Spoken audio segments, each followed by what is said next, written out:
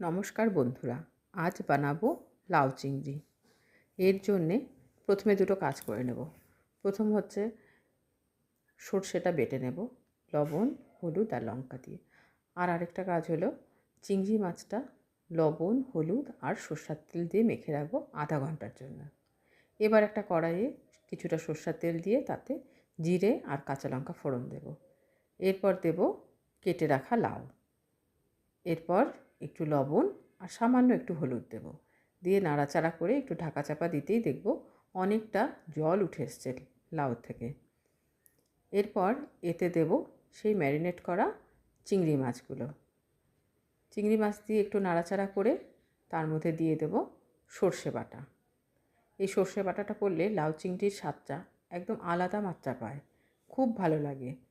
আমাদের ঠাকুমা এইভাবে আমাদের রান্না করে খাওয়াতেন। আমরা তো লাউ খেতে চাইতাম না, তখন এইভাবে চিংড়ি মাছ দিয়ে করে দিতেন আর আমরা সোনামুখ করে খেয়ে নিতাম। এরপর দেবো একটু আদা বাটা আর অল্প কয়েক দানা চিনি। এই রান্নাটা কিন্তু বেশ মিষ্টি মিষ্টি হয়। জলটা শুকিয়ে এলেই নামিয়ে নেব। আর গরম ভাতে কী যে ভালো লাগে, না খেলে বুঝতেই পারবে না।